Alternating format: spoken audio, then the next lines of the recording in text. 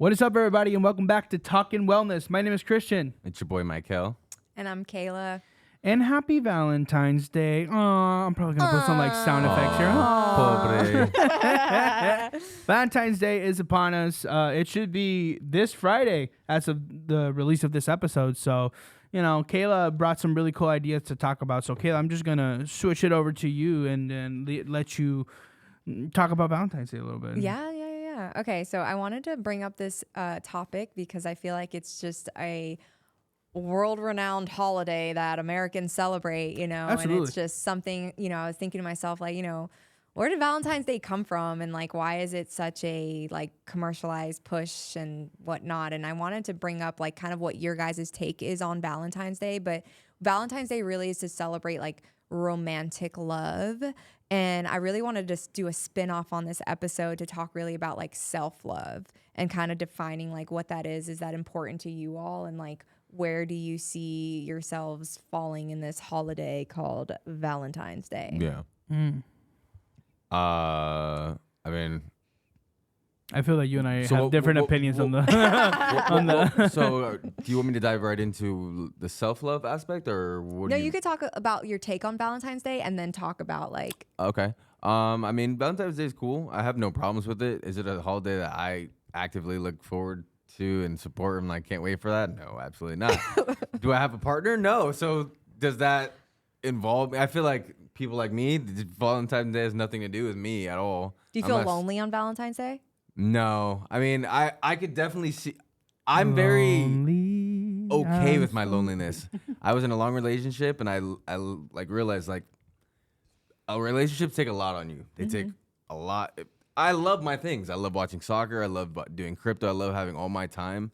And I know as soon as that I get in a relationship, a lot of that goes out the window. A lot of it. So very much taking my time in my relationship until I find someone that I'm willing to sacrifice a lot of that stuff for.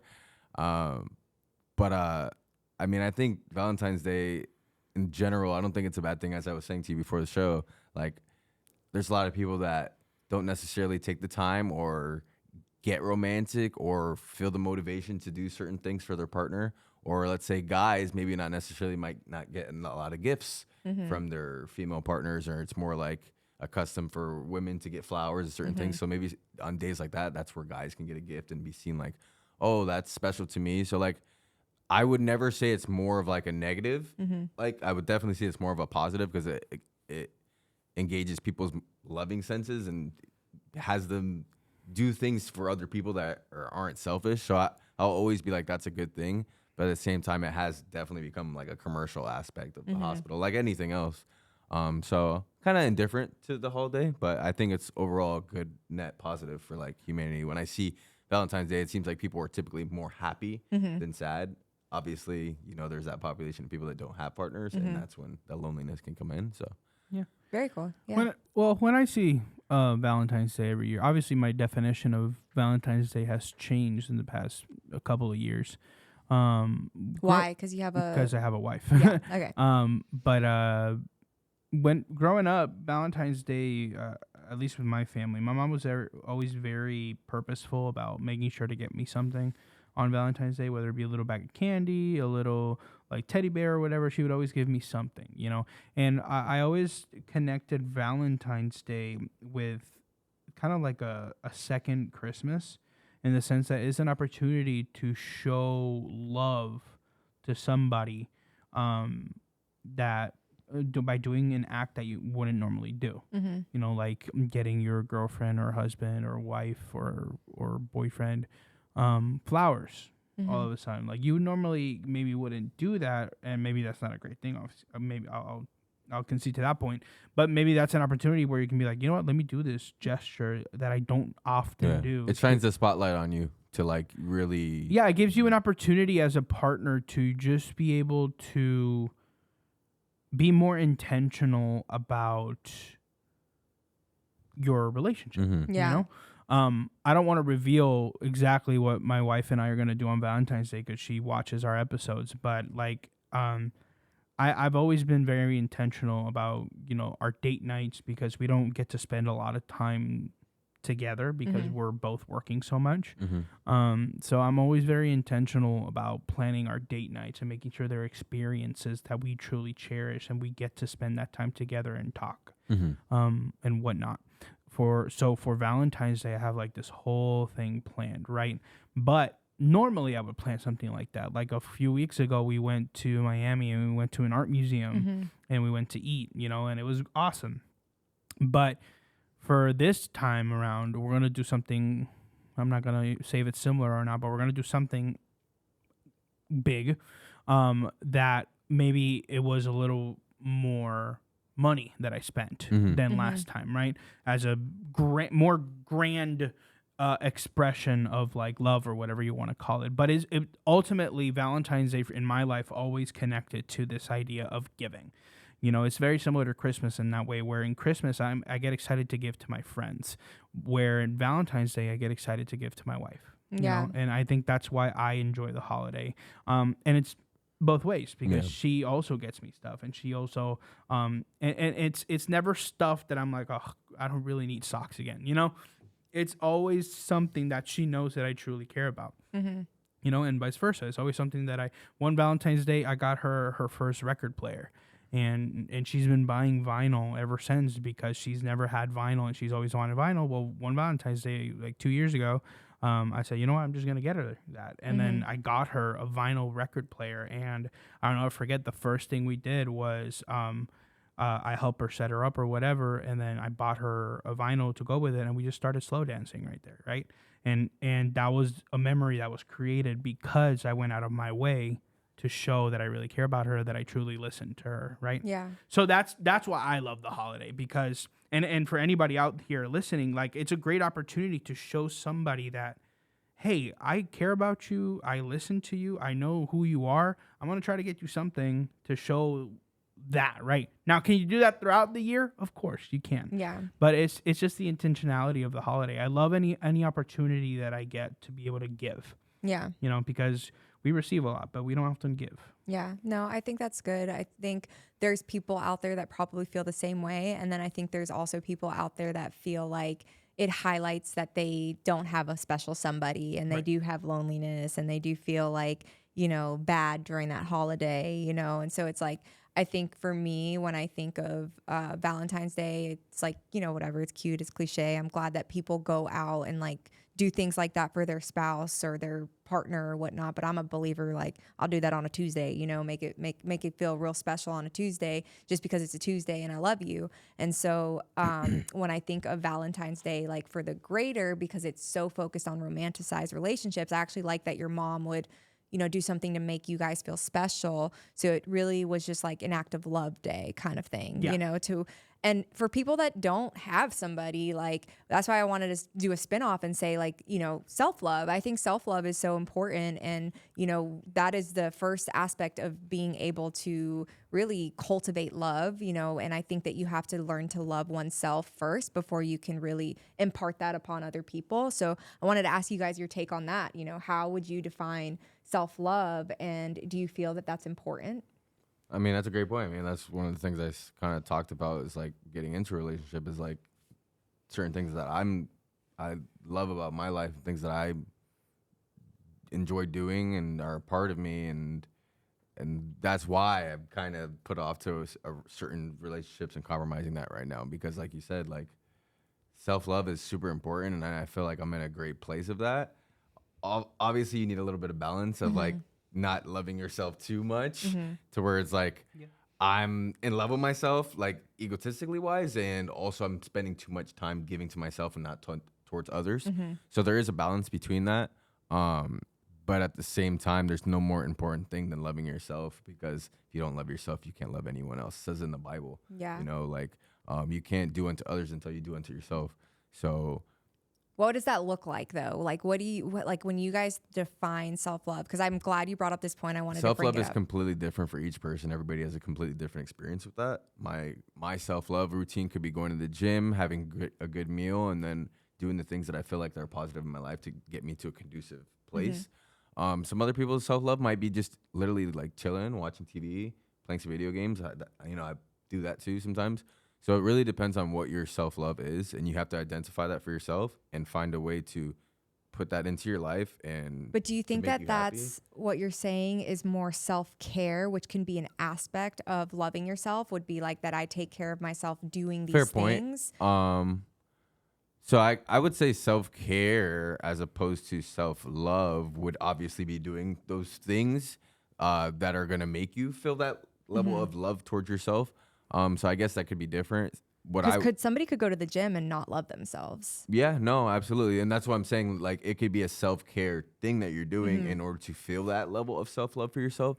So I think it's the steps that you take in order to feel the required emotion or however you want to feel in that certain time. Like, let's say right now, haven't been in a relationship for a few years, and I've done certain things in order to make me feel more happy and more self-loving of myself, and that involves like the gym, having more like happy like set routines with my friends. Like when I was in a relationship, I stopped hanging out with my friends as much. Yeah. So now I have a more healthy relationship of talking to friends and having that relationship back again. So it's like it really is about taking those steps in order to feel the self-love. I don't think self-love is something that you can just be like, oh, I love myself. It's you have to take the necessary steps in your life and things that matter to you in order to feel that level of self-love. But again, it comes back to balance. You don't want to overlove yourself and not give unto others, you know? Yeah, that's good. Yeah. What about you? So, you know, growing up, I had a lot of issues with self-love, you know, and I had a lot of problems with accepting myself and stuff like that. I was never happy with who I was or what I was doing you know, there's a lot of things that are connected to that. But one lesson that I've been able to learn over the past few years is that self-love, as much like anything else in the world, is a choice.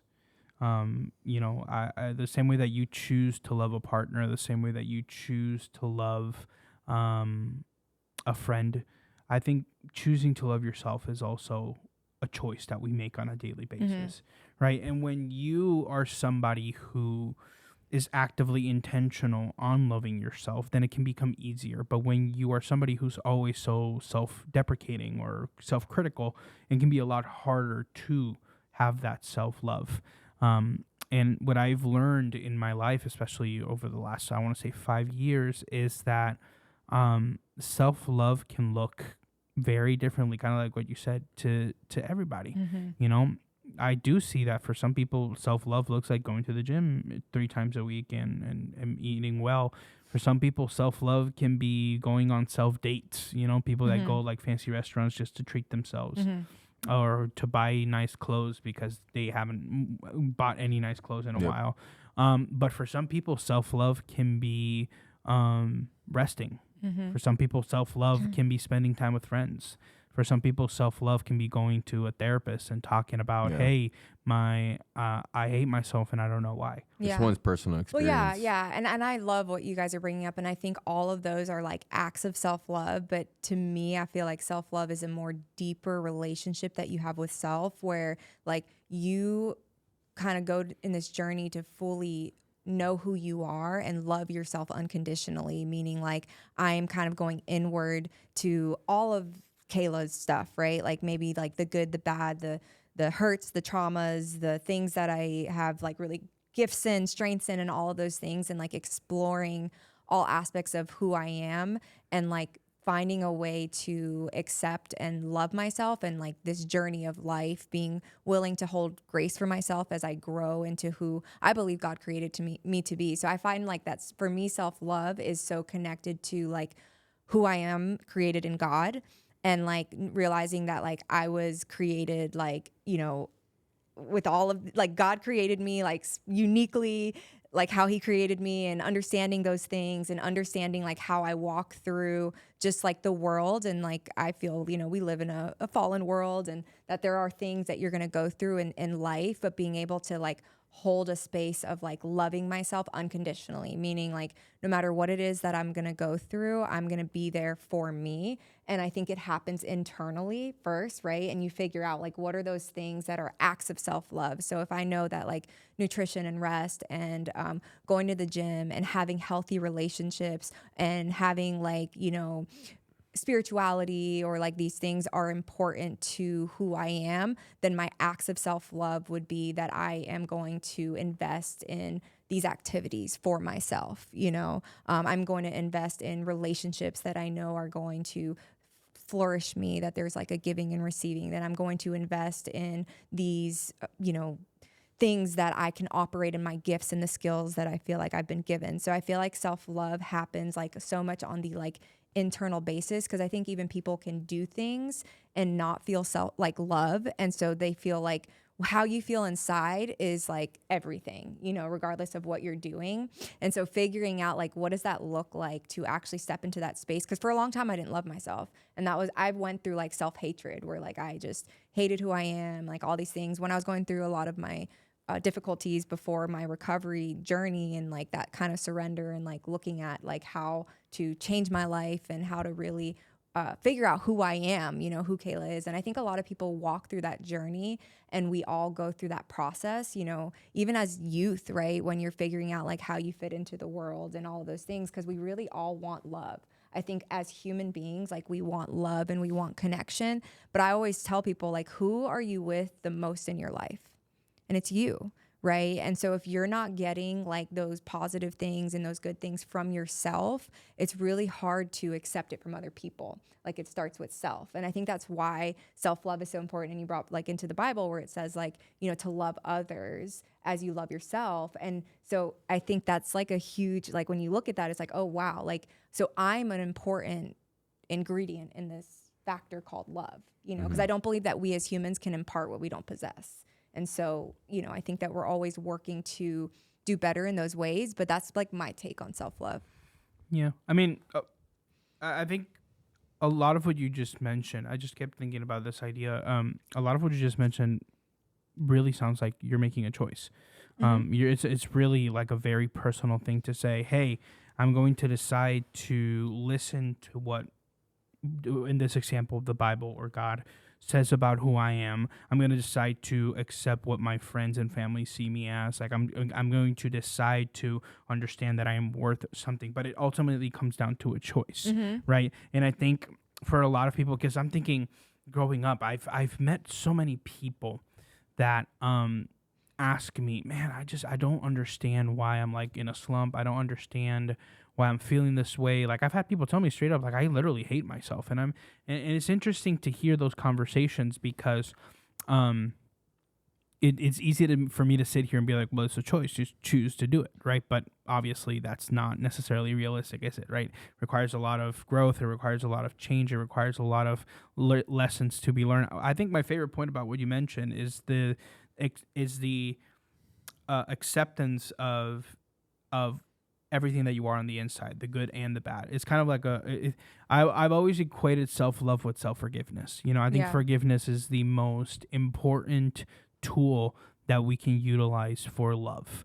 Without forgiveness, there can't be love. And a lot of people that I've talked with, especially a lot of young people that I've talked with, the one of the things that tends to come up is the idea of forgiveness, right? And I'll never forget, I was talking with a young person back in California years ago, and they asked me, I just don't understand this idea of like, why do I have to forgive my dad for leaving? And I remember I connected a lot with what that young person said because my dad left. And I at that point, I was at a point in my life where I was realizing a lot of things about myself. And one of the things that I realized is a lot of what I was feeling, like this loneliness or this like struggles with self-love, came from the fact that from the get-go, there was somebody in my childhood who showed me blatantly that they didn't care about me. And that affected my image of, well, my mom says she loves me. My friends say they love me. My grandparents, my uncles and aunts, but my dad didn't. He left. And that always affected my self-love growing up. And I'll never forget when I was having this conversation with this kid, a couple years before that, I was talking with a leader of mine, a mentor, and he said, yeah, man, forgiveness. And it's a lesson that I've never forgotten. He said, when you forgive somebody, a lot of people think that forgiveness is for the other person. And I said, of course, yeah, because you're trying to like make them feel better for a decision they made. And then he said, I want to challenge that. I would argue that forgiveness is for the person who's forgiving. And I listened and I was like, but that doesn't make any sense. And then he asked me, well, who is someone that you need to forgive? And at that point I wasn't thinking like my father. It was like, I don't know. It was like, and he asked me to think about it. I live life. I never got to talk to him about it. But a couple of years later, I remembered that conversation, and when I saw this kid asking me, it was like flashback. It was like my father. Yeah. I never forgave my father for leaving. And I'll never forget the day I decided to say, you know what, I'm going to forgive him. You know, and I'm gonna choose to not let it affect me anymore. And I immediately felt this weight off my shoulders, and it was through that experience that I was able to start learning, oh, what is self-love? What is self-forgiveness? Maybe I need to forgive myself for holding on to this grudge for the past, at that point, 20 years of my life. You know what I'm saying? Yeah, I think forgiveness is one of the most powerful, if not the most powerful act of love. And I truly believe that because there's so much like freedom that comes from forgiveness, and to forgive, like there is a process, you know, especially when it's like people closest to you, you know, or things that like you may not even realize, like, but they're taking root in your heart, and there's creating bitterness, and it's manifesting in behaviors or ways that you view the world or treat people or your relationships, and you don't even recognize it because it's subconsciously happening, but it's like this unforgiveness that you harbor in yourself, you know. And I had to go through that experience too, and I think it does lead to a level of self-love, right? Because you almost have to, I feel like the world and people give you a very distorted view of love because we're so flawed. Like we are just so flawed. So your whole life you're getting distorted views of love. Like I'm going to say I love you, but then I'm going to go screw you over here. And so like these are experiences where you're like, well, this person said I love you to me, and then they did this act, right? And until you can get into a space of like where you kind of have the wisdom to understand like people are just, all of us are flawed and we're in error. Like I know for me, like there are, like I love people, I love my son. And one of the things I always teach him is like, even though I love you so much, like I'm going to fail you.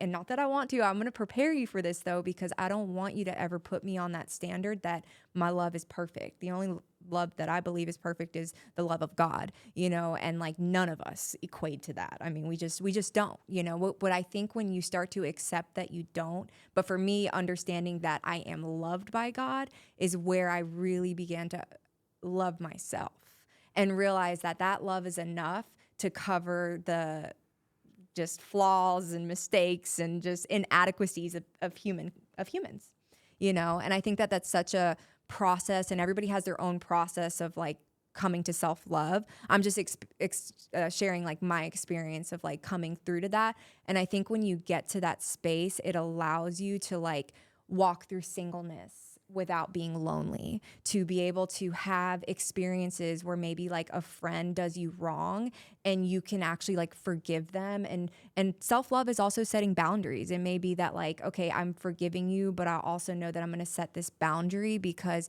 you're no longer healthy in my life. But that doesn't mean that I don't like love you as a person. It's just, I don't think that love means that we're always going to be like, I'm always going to be here for you to like step on me and do all these things. You know, I think self-love is recognizing like maybe that person isn't capable of being, you know, what you need in your life. And so you have to like set that boundary. Yeah.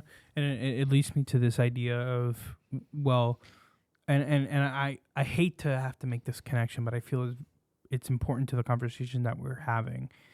You know, it makes me immediately think about all those people that are in abusive relationships and that are in abusive familial situationships, right? And it makes me think a lot about, well, where does self-love come in that scenario, right? Where I am in a situation where I'm forced to accept a part of myself that I don't necessarily like, which is I am not, well, I don't necessarily know where I'm going with this, but I guess the point that I'm trying to connect is like I'm how interesting is it that we're talking about self-love and making that connection with people who are going through that experience? How do they find self-love, right? Mm-hmm. How to what does that exactly mean if they are in that situation where somebody's like actively abusive, Mm-hmm. and how do they find self-love in that Mm-hmm. situation? That'd be cool Yeah. for an interview one day if we No, could bring I somebody think so. to And share that perspective. experiences, again, it goes back to like the distorted view of love, right? So like experiences can distort our view of love, and also like traumas can make us lack in self-worth to where we may feel like this is what we deserve, or this is our worth. Like we tie it to our worthiness, right? Right. And in relationships. And so I think that, in those senses, like that's why it takes a lot of strength for somebody to come out of those types of relationships, and there's a healing process that happens after, because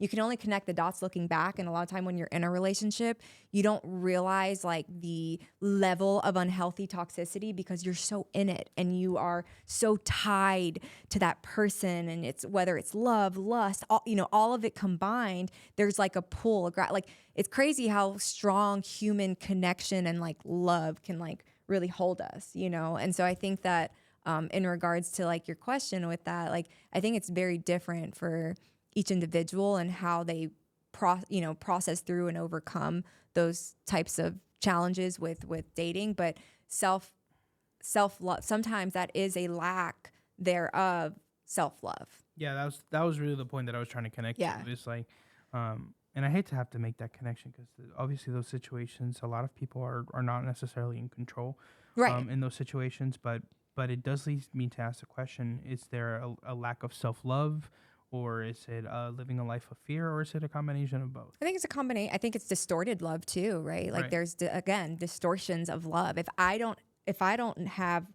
all I've come up in life is knowing this as love, then I'm not going to have any reference to it, right? And if I don't have a reference to like that this is wrong, then I may be stuck in this thinking that this is right.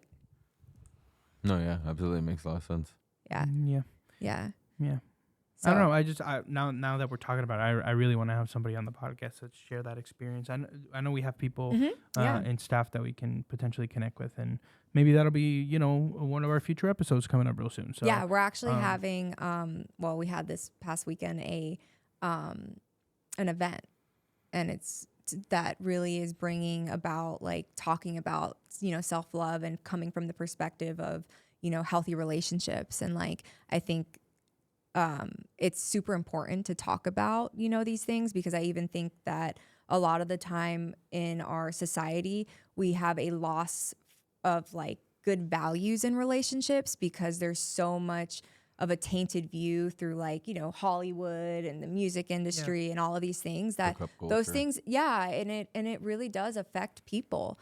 Yeah, actually, let's bring that up real quick. How does that equate to like what you mentioned, hookup culture?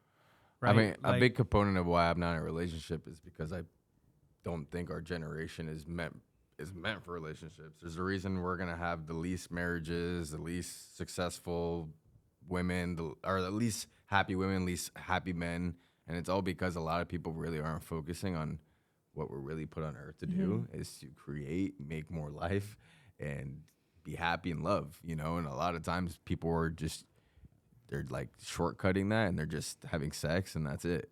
And sex is probably like it's amazing. Don't get me wrong, I love sex and stuff, but it's probably one of the like most emptiest things you can do, like with someone, when you don't have a connection to them. When you don't have a connection to a person and you're just like carelessly having sex, it's one of the emptiest things you can do as a human. It literally is just. And I think There's that's the nothing to false it. sense of love, right? So Oh, lust, absolutely. because I do think that sex is There's so no love at all powerful. involved in it. That's what's killing love. Right. And so it's like a lust. People will feel in that, like, I'm in love, but they don't even know the person. It's like a lust, because it's still a very strong emotion. You think about the endorphins, everything that happens when you have sex. Don't get me wrong. I'm a firm believer of like, and most guys are like, having sex is fun, and like, and obviously like most dudes won't say it, but like, it is absolutely like way more of an enjoyable experience when you have the connection to that person, and when you love that person, and when you care about that person. Absolutely. As opposed to just randomly hooking up with people. Yeah. Because one, you're going to have like maybe subconscious insecurities.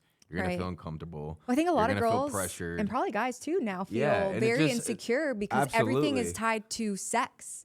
And Everything's it's tied to hooking up. Sex in comparison of others. So like, there's always gonna be.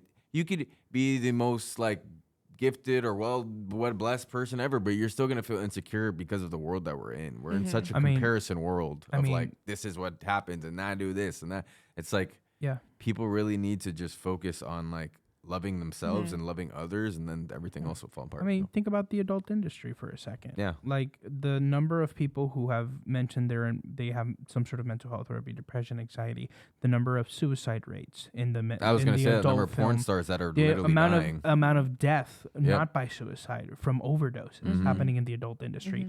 Drug usage and drinking usage. Like, this is what we're talking about, right? Like, and I'm not necessarily like trying to like bash on adult stars. No, absolutely not. What I'm trying to connect here is that if we're talking about self-love and we're practicing a life where we're actively doing things that aren't necessarily loving ourselves, quote unquote, that's something we need to talk about. That's something we need to check on, right? Because there's people and I'll say this as a snippet. Right now, I'm trying to talk with somebody in our staff who has a connection with somebody who is an adult star who is in recovery, and I'm trying to see if we can have them come on the podcast to just have a conversation of like, how do you find wellness in mental health in such a taxing business that is not only set up to make you fail, right? Because it's so much competition, but it's also set up with people who are active users, active drinkers, and active people living lifestyles that lead to poor mental health management. So I've thought about that in the past before, and I love that we're talking about self-love because this leads me to have these ideas of like, well, how do they find it, right? Because we're also talking about sex and lust, right? Like, how do you find self-love in this kind of industry or in this kind of world or in this kind of lifestyle, right? Because some people, they record it, but some people don't. Yeah, some people just live it and they just love it. Especially because a lot of people have that feeling of self-love received as they feel as if they're doing the things necessary in their life that they need to. At least me. I feel like way more self-love because, like you said, we were mentioning things that were more self-care. But as I do those things, I feel more self-loving of myself. Yeah. But it goes back to your point. If you aren't doing those things that are self-care or like doing things that are positive and conducive to your life, how can you have self-love for yourself? And it goes back to the industry. And it forces the question, when did self-love become something physical? Right? When did self-love become something that, in order for me to find self-love, I need this physical exchange? Because of I think it's again, it goes back to distortion and the experiences that we have. So like, if you're somebody, I'll share my lived experience, right? Like, I went through that phase of thinking that I had to give myself to men in order to be loved, okay? And because of the draw and the attraction physically, it was like this sense of love, which was really lust, and I would feel empty after. So I almost felt like my worth was tied to my physical, and that is a really scary, horrible place to be. And I think a lot of, because of like what we talked about with like media and like how just the culture and stuff that's what we're seeing today. I mean, we live in a culture today where, and this is no like, I'm not like calling out anybody that has done like plastic surgery or anything like that, but we live in a very physical world today where like that your outer appearance almost matters like more than like any of your like character. Very vain world. Yeah. And I think that actually creates like emptiness in people. In people, whether we think it or not, as we're like just in this culture.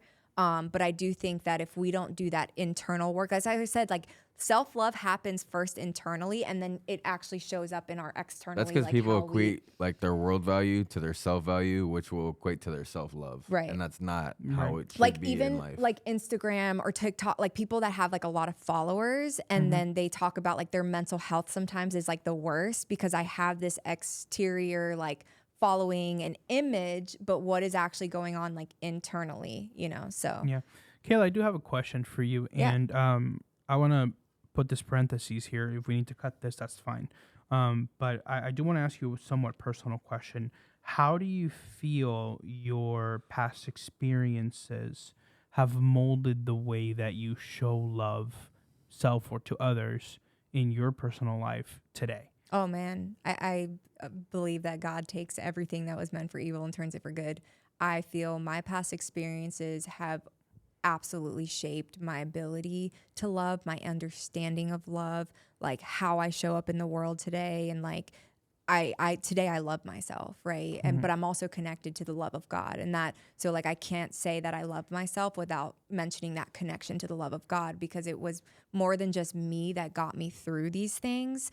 But it definitely, like, all of the good, bad, the ugly, all of it has shaped like who I am today. But that's why I think self-love is an internal, like, I've had to go through that journey to love myself unconditionally through that self-forgiveness, forgiveness of others, like understanding the power of those things, working on myself on a daily, every day I'm a work in progress.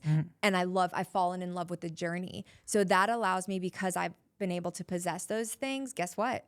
I impart those things. So when I see other people, I hold that same compassion for you. I can hold the same grace for you. I can still see beyond like the mess in front of us, because I understand, like, I had to go through a mess to get to this space where I have a message, you know? And so I think that there is so much to do with our past experiences when we choose to step into them as learning and growth opportunities and healing opportunities, rather than like, these things happen to me and so now I'm this way, and this way may be, you know, that I'm closed off to the world, that I'm codependent, that I'm like all of these things. So I think that sometimes when we try to cope with life, we choose things that are negative, that aren't actually acts of self-care, which is self-love, and we have to make that switch. Right. Yeah, and I guess the reason I brought this up is because, you know, we're talking about this whole lust thing, and we're talking about, you mentioned your in before recovery and all the things that you went through, and I'm just, it's more curious because you've obviously shared throughout this whole podcast that we've been doing how you've been able to overcome a lot of that and been able to find that self-love. But I do have a question, and again, if it's too personal, we can cut it. That's not a problem. How have those experiences specifically, what you like, this whole idea, like you feeling that you had to quote unquote give yourself to receive Like love, the lust, the yeah. lustful, do you, here's the question, do you see it no, it's not the question, do you think, has it affected you after recovery? I don't know if that makes sense. Like, do you feel that it has molded or shaped a little bit about what it means now to be in a relationship and gosh, give love yes. and stuff like that? Like love is, I have a completely different definition of, and what healthy love looks like. Exactly. 1000%. So it leads me to the question then of like, what advice would you give to people who are in a similar boat where they used to live a lifestyle that was very lustful and are now trying to change? That's the point that I'm trying to get to. Which is great. I love talking about this. I went on a singleness journey, okay, where I was zero relationship, kind of where you're at, okay? Like no relationship. I wanted zero relationship because I knew I had to get the relationship with myself right and the relationship with God right. Okay, that was my goal. And I went for years, okay, like 6 years of just, but working on myself. And I fell in love with like myself. Like I fell in love with myself. I would go and like even take myself out to get to know myself. I began to invest in like the wonderful relationships that God had already put in my life, which was being a mom, having really good friendships, having like good mentors. And I started to work on like, who did I want to be and like, who am I? And like all of these things. And really like that was the most beautiful time of my life, that I began to grow in my self-worth and my understanding of who I am and really loving myself and healing myself. Best decision I ever made in my entire life was to do that. You know, and honestly, when you make that decision, people come out of the woodwork and are going to try to like I swear I had gotten like hit on or people like asked me to date like so much during that time. And I just stayed so focused on like, I know why I'm doing this. And that allowed me to really like heal and become like who I am. Cause I truly believe we have to become like whole people before we get into like a relationship, because marriage, I believe in the values of marriage. I am like, like commitment, covenant, like I am a very strong, so I've never been married. And so like to get to that point, like I'm engaged now, I'm getting married. I understand like what it goes into a relationship, what I want out of a relationship, and all of the like things to make a healthy relationship, because it's hard work, you know, like marriage and relationships are very hard work. Yeah. And I want that commitment. And I know that I want that commitment because I love myself enough. I respect myself enough to have like the true commitment and like the values that I want in that marriage, you know. But I would have never gotten there if I didn't go on this journey of singleness. I will say that. Yeah, and that's really what I wanted to connect with is like, a lot of people fear self-love. I've feared it for a long time. I don't know, Michael, how you feel about it, but I've feared self-love. And it's weird, right? Because you think of like, how are you afraid of like loving yourself? Well, it's the vulnerability part of it, right? It's like having to face all these quote unquote demons or monsters or inner mistakes, and having to say, I've changed, I'm a different person, I'm not going to let that affect me anymore. And it's hard. It's really hard to show self-love, especially in a world that's so geared to make you do things or feel things where it's hard for you to feel self-love.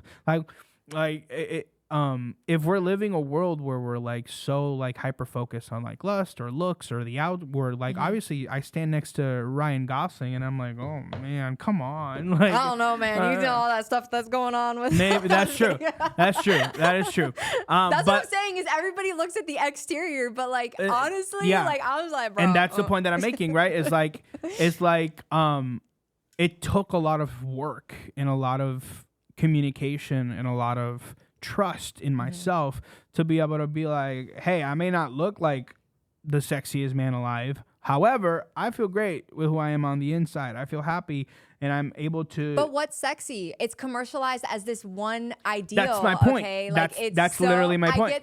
I'm just like, people, come on. Like, when it comes to looks and stuff, the only thing I've ever cared about is health, and for others as well as their health. Because like you said, it's like everybody has their idea of their Batman, their Superman, their whatever. So it's like, you know, like I enjoy going to the gym and doing pull-ups and handstands and stuff like that, which are a mind connection and something fun that I enjoy doing fitness-wise. And people come up to me like, bro, you're strong as hell and blah, blah, blah. But knowing there's people that are 100 pounds more than me, way ripped more than me, you know, it's like, but if I kept that comparison in my mind, then I would always think that the stuff that I was doing wasn't good enough. You know, so you really have to get out of your head. That's where a lot of people don't go. That's why a lot of people don't go to the gym in general. That's and I true. remember when That I is was true. first in the gym, that was my first ever real job. I became like a personal trainer. I was like 18 or 19 or something at like LA Fitness. And that was my first job. And I sucked at LA Fitness specifically because it was more sales than training the person. Right. And it was more so trying to lie to them to tell them to pay for something that was too expensive. So I always sucked at that. But on the aspect of training, I was really good because I always told people, I was like, training and working out is not about like trying to attain a certain body or a certain look. It's about finding a personal relationship and a love for fitness that you can continue to do. That's forever. a beautiful way to Whether look at it be tennis, swimming, whatever. Everybody just needs to find something that they enjoy doing, and then you can continue to do it. It's like if you're following a meal plan and you hate what you're eating, you're not going to stay on that. No, it's lifestyle. You have to find something that's a level of balance where it's like, I am doing the necessary steps to like help myself, but at the same time, I'm not killing myself because I'm not going to keep doing it. 100%. And that's a bit of self-love too. People don't realize it's like self-love is creating an actual plan that's going to work for yourself. It's not like, oh, I love myself, so let me stop smoking. It's maybe I'm a big smoker and I love myself so much that I'm going to take the necessary steps to make sure this doesn't happen. I'm going to get people in my corner to help me do so. So it's really about like, when people like talk about their self-love and their self-care, it really is the amount of how intentional you are with yourself. And it's funny because one of my favorite artists of all time is Mac Miller, and he talked about it all the time. One of his most famous songs is called Self-Care. And he was literally, a whole song was talking about all the things that he did in his life to make him feel happy, and not just happy on the outside of the world, but actually happy inside. And that's someone that went through demons. That's someone that went through a lot of stuff that people will never see, you know. And that was someone that's also rich and famous and had Ariana Grande for a girlfriend at one point. So it's like anybody can struggle, anybody can go through stuff, and it really is important to have that level of self-care in order to find that self-love within yourself. Yeah, I mean, I instantly think about people like Robin Williams, right? Yeah, Yeah. absolutely. Who, on the outside, it was like, oh yeah, Comedian, making people everybody thinks laugh, he's the everybody's coolest, happy, yeah. everybody loves him. He shares, everybody loves his movies. He shares. Anthony Bourdain. I mean, Right? there's so many we could talk about. And Whitney then- Houston, and then look it's what like- happened, right? Yeah. So I to kind of start wrapping things up, I would say that it's not a easy route to take. It's definitely like climbing Mount Everest sometimes. Some days it's like climbing a little beach dune. Other Yeah. days it's like climbing Mount Everest. But self-love is achievable. But think about it this way, right? Like all the good things in life come at a cost, And and, that's- it's difficult. yeah. And the greatest investment that you can do, I will say this Exactly. every episode, is invest in yourself. Yep. The journey is not meant to be easy. I'm Yeah. sorry, it's just not. We don't get to experience like all of the amazing things on the other side through just like this easy journey. I'd probably say that's one of probably the hardest parts of life because life is difficult. I always say life is difficult, but it's not hard. No. Like you get a job, you work it, you make money, you do things in order to pay for it. But the hardest part of life, really, that's actually hard, is self-love, self-care, is having that level of like security within oneself to make sure that they can keep going every day. Because I can tell you personally, like, am I fully happy within myself as to with everything? No, because there's a lot of things that I feel like I'm achieving and I'm leaving on the counter, and I feel like I need to start stepping it up and be like, Mike, hell, you have the potential to do a lot of things. Like, get on your grind. So there's a lot of levels of like self-love I feel like I'm struggling with on that aspect. But at the same time, like, it's important for people to realize that too, and be like, I'm struggling with my self-love because of certain things, and to realize like that doesn't really have to do with my self-love. It doesn't, like, those things don't have to do with my self-love. It has to do with my aspirations and my goals and things for myself and that I want. Yeah. But it shouldn't take away from your self-love, and a lot of times it does with It people. that was They'll the be point like, that I I'm was not gonna making make, money. yeah. I'm not doing this. I'm not doing this. I'm not blah blah blah blah. And it's like all that takes away from your self-love from yourself, will in turn make you worse at those things. Yeah, and that's where Yeah. we need to start having these mental switches, right? Yeah. Where it's like, am I hating myself because I didn't accomplish this, or am I loving myself enough to be able to put myself in a place where I can Great accomplish point. this? Yes, Yep. it's a mindset Right? switch. It's right. like, how can I switch my mindset from like, oh, I'm such a failure for not doing this, to, hey, let me see if I can figure out how to do it now. And then I heard a quote, and it goes hand in hand with that, and it says the most successful people in life are the people that fail and get over it quickly. And it goes back to that point. It's like everybody's gonna fail in life. You're Yeah. gonna suck at everything. You're born as a baby that can't speak English, can't walk, can't do nothing. So like thinking that as a human you're gonna be great at everything is crazy. It's crazy. So you have to put yourself indoors. You have to run into doors in order to fail, in order to bump your nose, in order to realize I probably shouldn't do that again. Yeah. And that's the thing that people don't realize is they do that, and then they'll beat themselves up, which affects their self-loves, and then they'll go into it again with a 50% self-love versus the 100. Yeah. They're doing it worse. Yeah. Success is only failing a million times. Like honestly, I promise you, it is if you can have a great mindset switch, it is about failure. If you are not truly living life, if you're not failing, I love the Teddy Roosevelt quote. It's the man in the arena, and he's like marked by blood and sweat, and it's like all of these people around you have whatever they have to say, but like this man got in the arena, And he and did so it. to He fought. me. Get in the arena, like whatever that is in life. And I love what you said is like, none of us are perfectly doing it. There's always areas of our life that we want to like improve, do better, or make, balance out things. Cause sometimes I sacrifice my family life for my work life sometimes, and so there's always room for improvement. That is life. That is exciting. That is good. Enjoy and embrace the journey. That is self-love. Yeah. Right. One of my favorite, I guess, examples of this. I love it when I see videos of parents, and I've only seen it a few times, but that's why I love it so much, because it doesn't happen often. I've seen these videos of where people just post videos of them parenting, right? And I never forget, I saw this video a few years ago where there was this kid, right? And he was playing, I think it was soccer. I don't remember very well, but the point is the little kid, he was like 3 or 4. He was playing, he was running, and then he fell, right? And normally when you see a video of a kid falling and hitting themselves, it's like, and they start crying really loud, right? But the dad took a really interesting approach. He looked at his son, he said, oops, you fell, oops.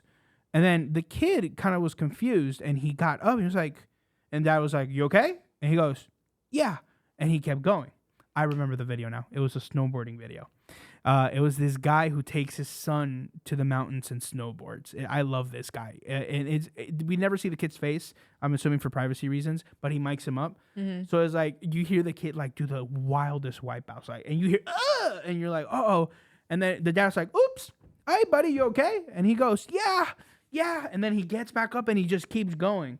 And I don't know, I just love seeing that image as an image of self-love, right? Like, what would it be like if whenever we do fail or we ever do fall or get a hit or a blow, if we act like that kid and be like, ugh, all right, let's keep going. Yeah. Right? Like, what would that be like? Yeah. And we're talking about self-love. But that's my point. That's an importance of parenting right there. It's so important. The one thing I teach Cooper with basketball, it's honestly mindset.